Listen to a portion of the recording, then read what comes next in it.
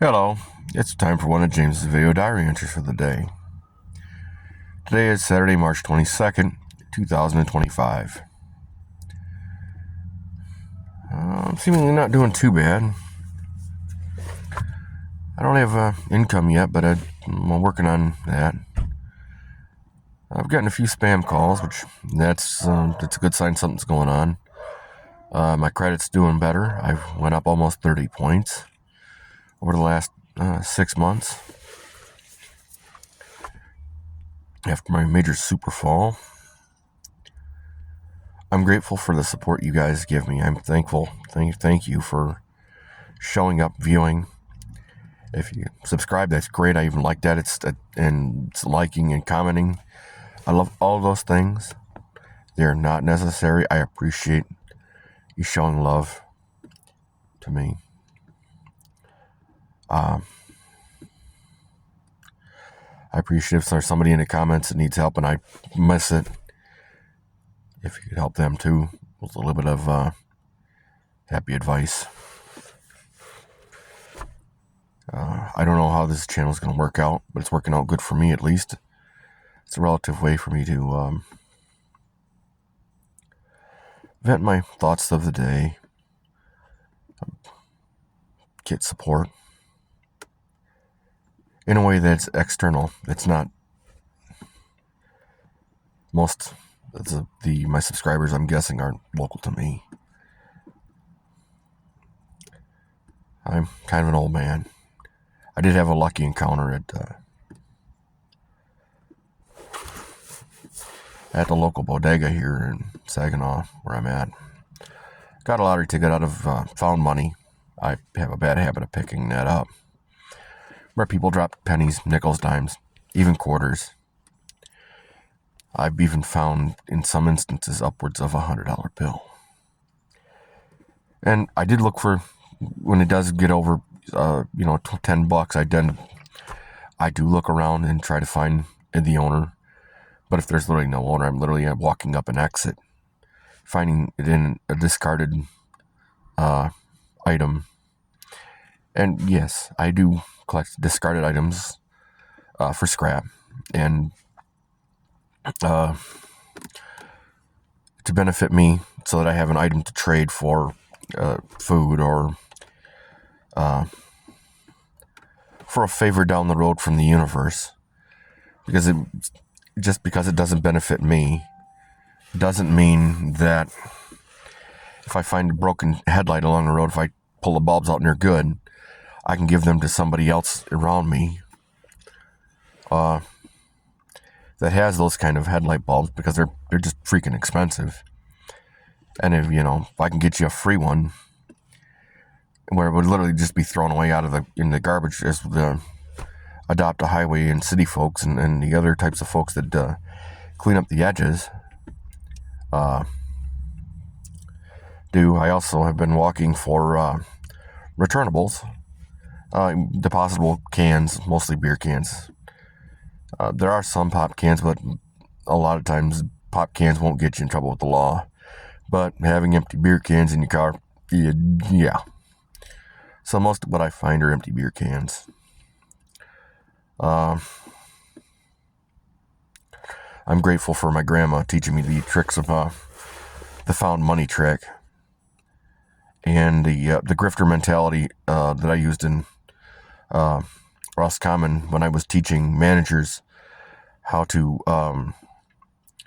keep people from seeding paychecks, which inexorably leads to more money in customers' pockets. It also leads to, because they have more money in their pocket, if the business is in a good condition,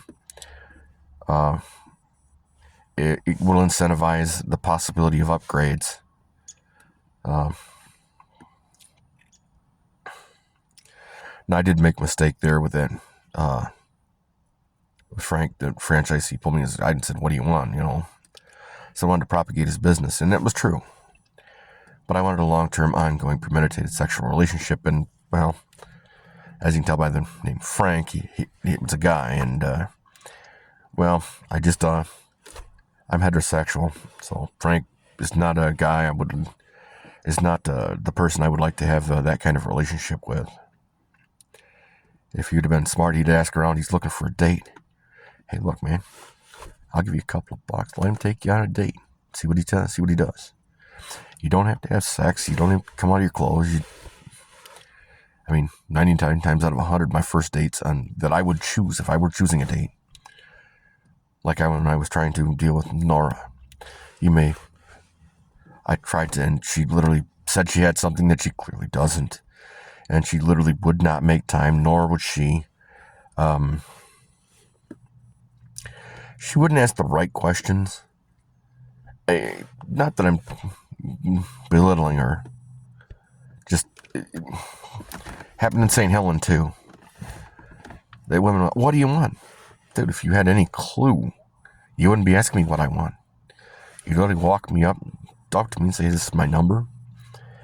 I know you come here. You generally don't come here alone. You're not romantically going with the person you're here with, but in order to make sure that the responsibility, you cover your end of the responsibility as a friend, I already know you can't do anything with me right now because you're non-romantically entangled as a designated driver for someone who's handicapped. And you're literally not going to tell the handicapped guy he's got to find his own ride home. That's kind of not much of a friendship. You're not much of a designated driver if you dip out on him, You can't do that.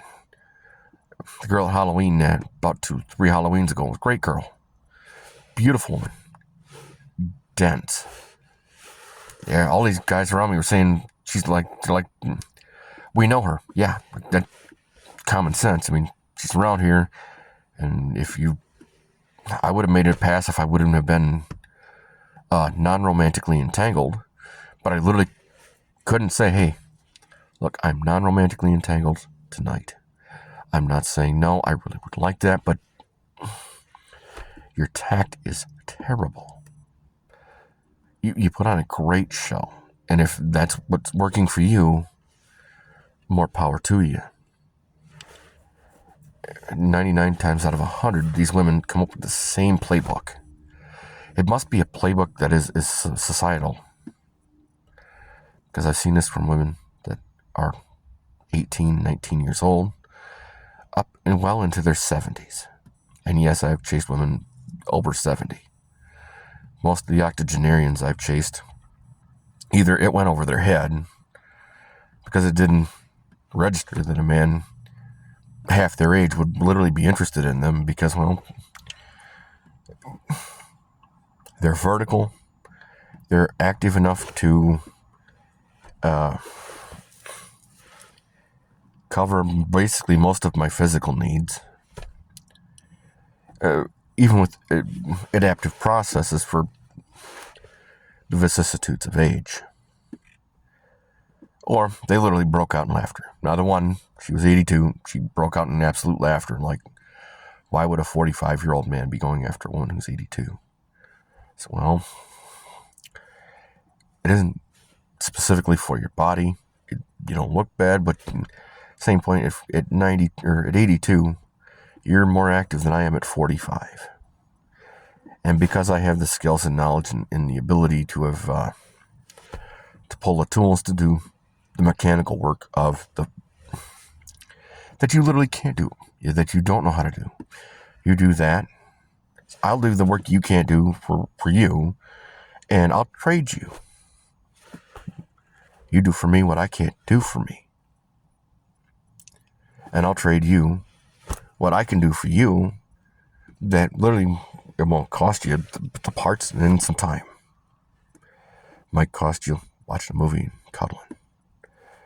It might involve a little more connubiality if it were to work in that direction, but that would end up having, because of the vicissitudes of anodomity, there would have to be adaptive procedures. And yeah, I've did. Before anybody tries to tell me that's kind of dumb, I've dated a handicapped girl before. And although dealing with the wheelchair was kind of a bitch, it really was. And I was kind of poor, and I was excessively young. The parking was great. She was good to me, despite the fact that she did, in fact, cheat on me, and that's what inexorably ended the relationship. And that's what prevents me from going back to that kind of relationship. And she cheated on me. Whoop-de-fucking-do. I cried for a couple of weeks. I can live with that. In fact, I do live with that. I cherish the memories of having the woman that would allow me to have the learning process about the female anatomy, so that it wasn't specifically, my selfishness isn't specifically only about that one aspect of life and that one part of my body. That way I could gain the perspective and process that I tried long beforehand to get, without having the explanation as to all the pieces. I only had the next 100 feet. And people keep saying, well, I need all the answers. I need to literally see the entirety of the picture. Look, I don't have the entirety of the picture. I only have enough of the picture to get to the next step. This step is literally to get you to do this. This builds trust. This trust will inexorably build into that. And yes, I do want the connubiality. But connubiality isn't the end all.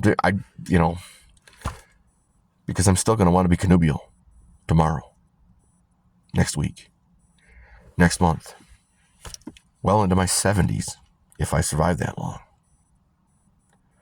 And yes, my oldest living relative right now is like 72 years old. And will I survive that long? That's a crapshoot. But I haven't been able to do it by my own hand. I haven't been able to take a forever nap by my own hand. I probably won't be able to. It's probably something that's going to be against the rules of my reality. And I will have to live with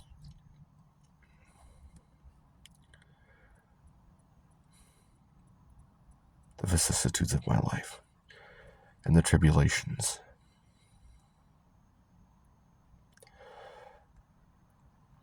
God help me.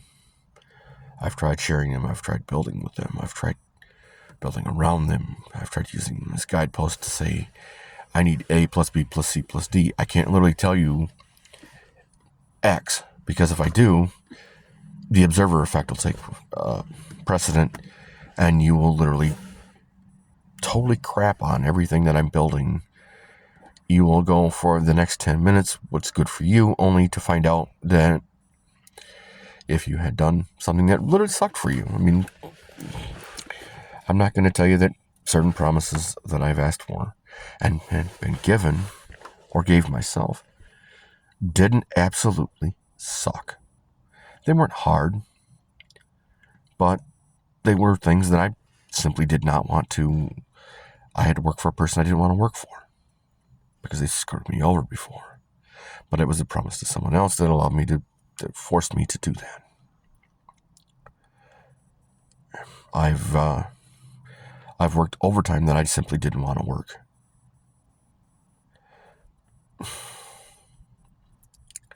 Because I made that promise.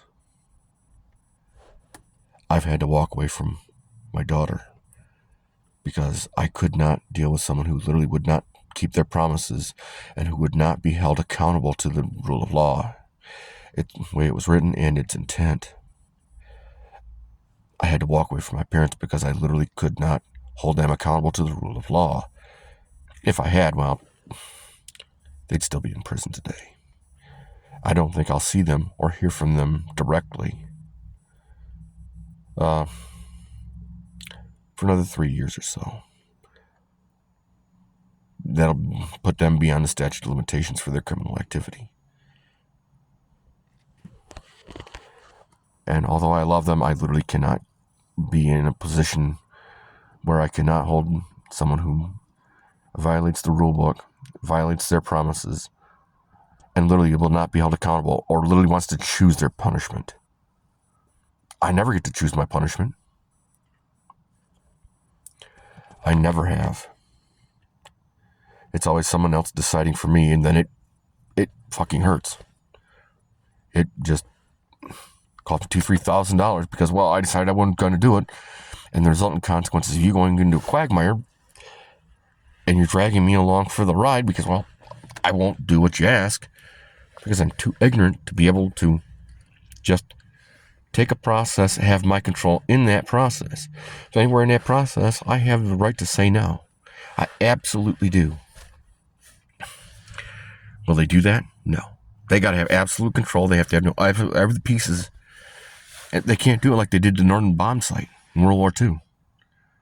In World War II, the Norden bomb site was built by a bunch of people that built assemblies. They literally didn't know what the fuck the bomb site was or what it was for. That there was human hair in it. And yeah, there's human hair in the Norden bomb site. Because it was stronger than steel for the crosshairs. Now, granted, this is all information that I found out years and years later. It's something that occurred to me today that everybody wants to have all the information, but if they do, they'll literally fuck it up into something to benefit them for 10 minutes instead of something that'll benefit them for the rest of their life. It's a lot of the escapism, and it's the reason for a lot of the drugs today. I'd rather be happy for 10 minutes than happy for the rest of my life. I'd rather smoke dope than drive a car because I can always have somebody who has a car take me everywhere, and then I'm king shit at Turd Mountain. And as people get fucking tired of having to buy the gas for this stupid shit, for being a chauffeur and making their time worthless, they walk away. I fear for some of the people in my life. I love them, but if I can manage to get successful and get away from them, I am going to limit my access to them. Simply because I can't have those kinds of decisions that I'm going to be accountable for made by others, and they'll literally shit on my parade so that I'm as miserable as they are. When they literally could easily be better. It might mean a mindset shift. It might mean that they have to do some paperwork that they simply don't want to do, because if they do, the butterfly effect in their life would change. And then they would end up being accountable for themselves, and they don't want to do that. They're codependent. A lot of my employment issues right now are I'm God, king shit at Turd Mountain, and I got common sense. Well, then I break out the crayons and show them what true common sense looks like with context. And they're going, we don't want to fucking deal with you. We literally can't. We don't want to fire you because, well, you're actually doing good work. We really can't fucking bitch at you, because if we do, you're going to end up ripping us a new asshole and showing us how fucking stupid we really are. Mount Pleasant Express loses $1.25 million per 10 drivers because of Kendra Hood, the dispatcher. Keith, the owner, person in charge of that organization, literally will not let Kendra Hood take the ass chewing she absolutely deserves. He's not fucking smart enough to realize he's losing $1.25 million on her alone. At least $1.25 million on her alone.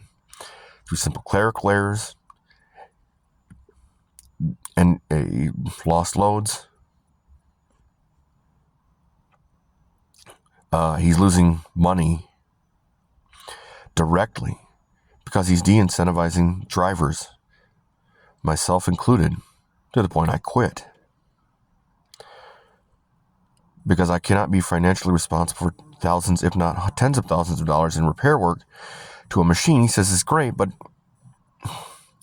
I was literally a mechanic for 20 years. I got out of it because I got a support system I couldn't hold accountable for their actions. I had to walk away from the toolbox. So it's not that I don't have the skill and knowledge. I just wasn't getting paid, and I was being accountable for somebody else's sins. And I couldn't hold those who committed those sins accountable for them. Then I was always the bad guy for being angry. Well, if I took the money you took from me, I took the power you took from me, I made the decision for you that you made for me, you'd be fucking pissed off all the time too. You literally would make it a federal fucking case. And now you're wondering why this happened to me. I understand. I absolutely do. This has been something that has been unwinding for the last 3 years. I've been homeless. I'm still kind of homeless. My housing is technically dubious. I'm one argument away from being in a homeless shelter, living in my car again. I have a qualification that nobody wants to take a chance on. Everybody thinks it's great, but nobody wants to take a chance on it for insurance reasons. And the insurance doesn't understand that, well, I don't operate under the same ideology as a driver that 98% of the world actually operates under. They say defensive driving. And defensive driving, they get a destination.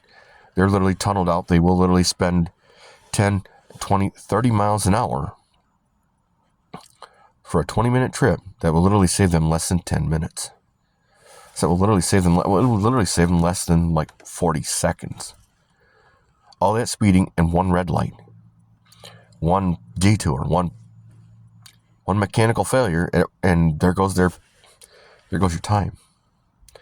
As a truck driver, I was on the road 11 hours a day. Was I always on 11 hours? No, I was trying to get about 10. 9 or 10. That way I had time to park the truck, so I had time on my clock to park the truck. I had time to do the inspections. Not that I did a hell of a whole lot of super thorough post trips, only because, well, I inspected it on the road. I kept an eye on my gauges. I paid attention to my usage rates of fluids, fuel, antifreeze, oil, power steering fluid. I paid attention to my temperature. I paid attention to how the vehicle shifted, what was in the road, how not to take the path that would tear the vehicle up the most. And I'm not saying that I did not have to sacrifice pieces of the vehicle sometimes. I did. When I got parked in 3 rigs deep in a place when I was parking wrong, I got parked in 3 deep and I couldn't get past the bull bar to back out. I literally had to remove obstructions in the front, then pray like hell to try and got myself out in El Paso, Texas.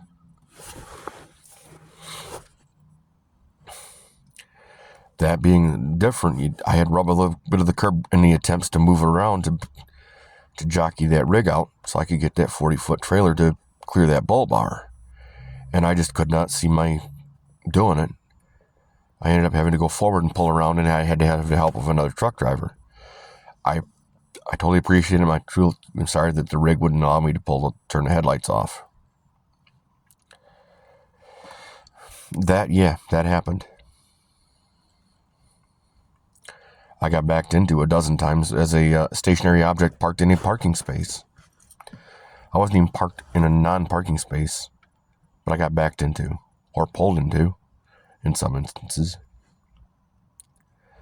Not enough to report it, just truck's moving and it shouldn't be moving. Well, why is it moving? It's a parked object. The diesel engine's off and the truck is in its parked configuration, brakes off and locked. So it literally shouldn't be moving unless I was struck. And yes, that happened in Midland, Texas. It happened in Odessa, Texas. It happened in Fort Worth, Texas. It happened in Missouri. It didn't really happen in Wisconsin too badly, or Minnesota. But yeah, it did happen.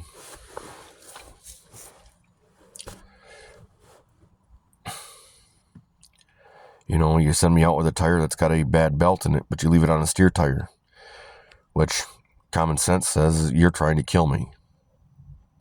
Put a battery box in the cab, which is not a battery box in the cab to run an inverter for my CPAP. Under the Americans with Disabilities Act of 1974, that would have been a bare minimum. I have to be able to run that in order to keep my CDL. I don't mind the road. The road is great. There are a lot of nice people out there. A lot of nice truck stop employees. And there were a lot of good drivers. As many of the good drivers, most of the good drivers were truck drivers. Not saying that all of them were great. There were a few that I'm glad I completely avoided due to the traffic. Most of the four-wheeler traffic I dealt with, like Chicago, I've been there 20 times. I've literally thanked more people in Fort Worth, Texas. I've only been to Fort Worth once. The traffic was 10 times heavier, and I've thanked more people on a road in Fort Worth, Texas than I did in Chicago in 20 trips. I have seen more people completely avoid first responder, like they didn't respond to it in Chicago, Illinois. Coming back from a trip to a container yard on 59th Street, policeman pulled out and stopped in the intersection. I knew he was coming up because I literally heard the siren, and I was looking for him because, well, if that were an ambulance and it were me in that ambulance, would I want somebody to literally stop that ambulance? Or if it were a police officer going to somewhere where I'm in danger and I need his help, would I want that? That's why I stopped at 56th Street. I stopped, put it in park, put my four-ways on and waved. Said, man, I'll block you. If you're not coming this way, I will block for you. Yeah, policemen and fire officials. Yeah. Was it Minneapolis, Minnesota? Fire officials had to roll up the shoulder. And we literally had to, I heard it and started seeing the lights in my rear view. I started moving over as best I could to give that first response vehicle, in case it was a fire truck, man. Do I want to deal with a multi-car traffic event requiring a fire truck? Would I want to delay that if I were one of the people in that multi-car event, even if it were my fault? Even if I were literally caught in the chaos of someone else not doing what they could have, would have, should have done. Not that ever happens, but I have seen many times where, as a truck driver, people not paying attention cut across 5 lanes of traffic. The guy in the 4th lane of traffic, he never saw the guy. He literally out of his peripheral vision until, the guy's already rolling through you. That's why as a truck driver, I go passive offensively. And 9 times out of 10, you'll literally see even in Chicago traffic, a vacant space as big as my truck, if not bigger, in front of me, providing for in the event that a truck my size or bigger, or anything for that matter, were to strike me in the back of the trailer. I have that space to really slap the brakes, really lock the truck down, and try and steer my way out of it so that I don't hit anything in front of me. I don't hit anything but air if I got to go up in the wrong exit. That gives me that moment of, from impact to before I can hit the car in front of me, it gives me enough time to be able, even if I wasn't expecting to be able to whip that wheel towards an open hole. towards my exit hole. The one I hope I never have to use.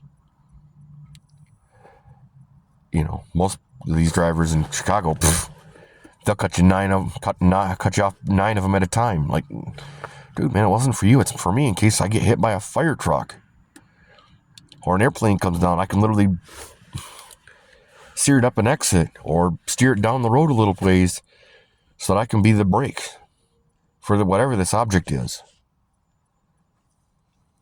You know, God forbid I ever have to. And even with the Jake brake on the rig I was running brakes about three quarters locked. I slid 3 truck lengths into a town before. Then I literally had to drive all the way through town till I got a spot that had like 6 lanes of distance so that I could whip a U-turn in the middle of town. And yeah, I did it. I made damn sure there was literally no traffic when I did something like that. But I literally don't do it on a 2-lane. Not with a 40, 50-foot trailer. There's absolutely no way the truck doesn't have enough space. You're taking out road signs or hitting ditches in the attempt. You're better off going around a block or heading for a business that has a big enough space for you to go in and hook it. To hook a Yui. And have I done that? Oh, multiple times. Multiple times. No harm to anyone. Just slip in, slip out, no big deal. Didn't clip nothing. But I was in the wrong place by... Sometimes the GPS would have me in the wrong place by like half a mile. You know. But at least it was the right address. I was in the right town. I've had to check my GPS against the map app a couple of times. Check it against the address I was given.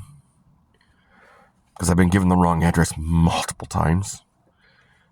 To the point of, 3-4 hours difference between where I'm at and where the customer's drop-off actually was. And those kind of clerical errors are $500-$600 in diesel plus 7-8 hours of my time, which means that's 8 hours of time I'm literally not getting paid to get another run because I was only being paid by the run. That's de-incentivizing, man. That's 20% of my paycheck on a clerical error because my dispatcher was too fucking stupid to make sure the information I received was the correct information. And it's one of the reasons I left. I mean, you can't have me driving 6, 7, 8, 10 hours out of my way. 3 hours north and 3.5 hours back. That's 7 hours. That's a day's work. That's either a day's work, that could be in half a load, or a whole load for that matter. If I would have drove it straight through, I could see why they had violations in the books with running with that carrier. The dispatcher was dumb as dog shit. They expected you to deal with the broker and the customer. Man, what the hell do I have dispatch for? I might as well get a computer in the cabin. I can do that. Then I can do that on my log, with my logs and everything. I mean, and you wonder why you can't keep people. Well, you can't keep people when you got a truck that requires $3,000, $4,000, $5,000 worth of labor for repair work. When you want to stay out. No, the damn thing's having electrical problems. The electrical's fried, and I literally don't want to straighten it out because I don't have the tools to straighten it out the way it needs to be straightened out. And you got to be nice to them, but they can literally emotionally abuse you. That's why I didn't give Mount Pleasant Express a good rating. It's not because they didn't put me in a position where I could succeed. They put me in a position where I don't want to be a fucking emotional punching bag. I don't want to be responsible for tens of thousands of dollars in work, thousands if not tens of thousands in work, but I'm only making hundreds. Dealing with somebody who says they have common sense when they clearly don't understand the word context, which is one of the key cornerstones of any true common sense, is context. It's like saying it's secured to your driver's liking. It should be obscured to the law. And the boss's personal experience should be a company policy. That way, when you send help, everybody secures it the same way. That way, there's no risk of DOT intervention. That way, there's no stress that way. And yes, there was. Along with Kendra Hood not knowing the words hazardous materials. Knowing her driver does not have hazmat sends him to do a hazmat run. So he has to duck DOT. And yeah, I had to do that. You can't do that. And, I can't run those kinds of risks with a rig that somebody says it's great. I got it at the bargain bin. I got the 92-cent store. You got it at the 92-cent store for a reason. And it requires a lot more work than you're putting into it. You can't send a rig out with a diagnostic trouble code scanner. Not because I couldn't use it, not because I didn't try, but if I literally have to do that to overcome the electrical issues and parts problems, you're not paying me for that. You're not paying me. You need a truck mechanic that actually knows what the fuck they're doing, who understands the computer-driven and electrical wiring harnesses. And if you have to have a diagnostic trouble code scanner in there, you don't send that on the road. You turn that truck. If you can't fix it, you turn it. Because you're literally not going to make the guy on the bottom succeed. The guy on the bottom success is the guy on the top success. Because without the guy on the bottom, the guy on the top, the top of the pyramid comes way down. A lot of executives and managers don't understand that. Whether it's McDonald's, whether it's Lear. The few that actually do in Lear were in a position they didn't want to get out of because they knew how to manipulate the uppers and how to get the results on the bottom.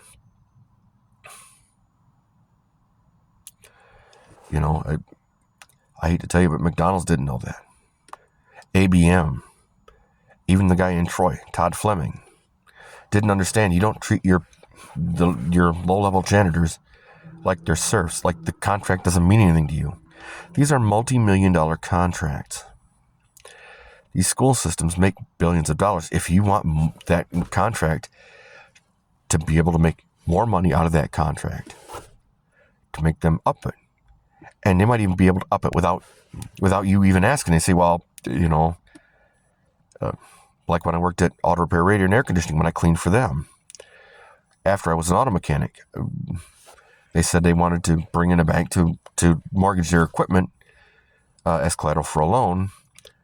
The bank offered them more money than they were going to ask for, or for their equipment because, well, that equipment was pristine equipment. That was great. It looked like they just unwrapped that equipment. Had they? No, we've been using it for over 10 years. They had used that equipment for all over 10 years, but it looked like it was brand new. You could see the machining marks in the machine parts. You could see them. You could count the rings, and you could see it had been used a little bit, but for the level of use it got and the time it was, the equipment looked brand new. And when the bank comes in and goes, all shiny shit, all clean, all nice, all yeah, we're going to offer you more money because that we can get way more money out of that than what you're asking for, than what you're looking at. Same thing with a new car. You never see used cars that look like a garbage dumpster. You'll see them as a mechanic, but you won't see them on a sales lot like that. Because clean sells. It absolutely does. Most people find out mechanical should sell rather than clean. They find that out way too late. When they got a mechanical, they get a lemon. A lot of people I know are having car troubles because of that kind of thing.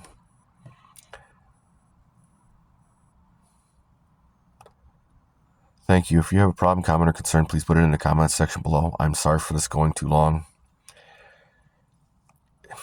Just felt like a long one today. I appreciate you commenting, subscribing, and I hope to go live sometime when I get the next couple of subscribers. I'm going to need 2 or 3. Have a lovely day.